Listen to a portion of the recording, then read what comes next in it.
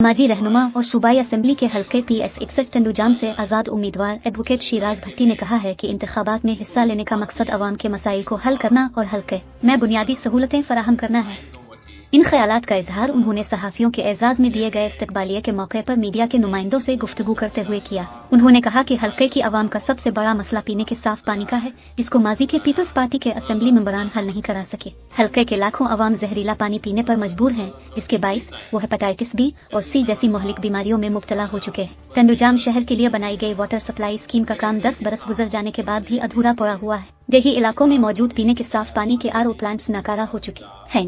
Advocate Shiraz भट्टी ने मजीद कहा कि पीपल्स पार्टी के साबिक रुकन असेंबली शर्जील मेमन ने कहा है कि वो टंडूजाम के तालीमी इदारों को एडप्ट करना चाहते हैं। मैं उनको बताना चाहता हूँ कि टंडूजाम के तालीमी इदारे यतीम नहीं हैं जिनको एडप्ट करना चाहते हो। टंडूजाम के हकीकी वारिस मौजूद हैं जो उन तालीमी इदारों को एडप्ट होने नहीं देंगे और उनकी हिफाजत करेंगे। उन्होंने कहा कि वोट बहुत बड़ा हथियार है जिसके जरिए बाशऊर कौमें अपने मुस्तकबिल का फैसला करती हैं, लेकिन हमारी कौम इसका दुरुस्त इस्तेमाल नहीं करती, जिसका खमियाजा भी कौम को भुगतना पड़ता है। इसलिए हल्के के अवाम से अपील की कि वो इस बार वोट का इस्तेमाल सोच समझ कर करें और अपना कीमती वोट अवाम दोस्त उम्मीदवारों को देकर कामयाब करें। Election commission of Pakistan and chief election commissioner of Sindh, district election commissioner Hyderabad via PS 61 या जेके भी सरकर्दा आहिनि उन्हनि खे अपील कंदड़ त छा इलेक्शन गज़ट में या कोड ऑफ कंडक्ट में इहो लिखियो आहे त जेके बि कॉन्टेस्टिंग कैंडिडेट आहिनि जेके गुज़िरियल दौरे हुकूमत में रहिया हुजनि उहे सरकारी मशीनरी यूज़ कंदा।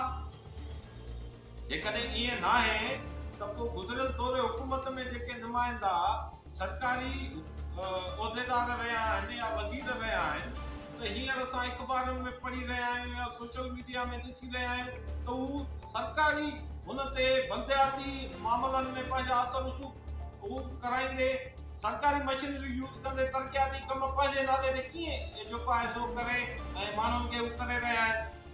मुंहिंजे ख्याल में त इहो सरासर हिकिड़ी चीटिंग आहे ऐं इहा हिकिड़ी ब्लैकमेलिंग आहे ऐं कोड ऑफ कंडक्ट जी वायोलेशन आहे। उन्हनि खे रोकियो वञे, न त ॿी सूरत में असां कानून जो दरवाज़ो खटकाईंदासीं।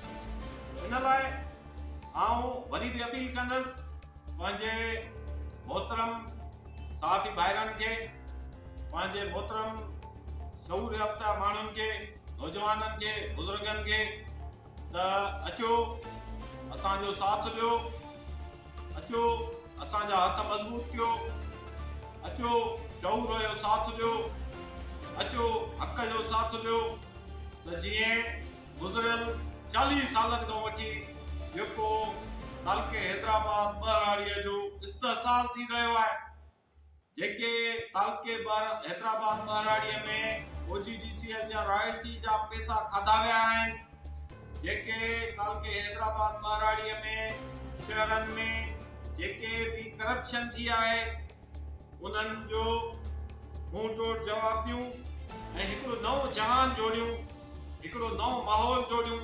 जहिड़े तरीक़े सां असांजो तालुको हैदराबाद बहराड़ी पढ़ियल लिखियल इलाइक़ो आहे, ओड़े हिसाब सां असां हिकिड़ो पढ़ियल लिखियल नुमाइंदो जोड़ियूं, पढ़ियल लिखियल नुमाइंदो चूंडियूं त जीअं असां पंहिंजे इलाइक़े खे तरक़ी, ख़ुशहाली ऐं कानून जी बालादस्ती ना जेको आहे सो राह पार करे सघूं ऐं तरक़ी जूं नयूं रोशनियूं, नयूं राहूं खोले सघूं।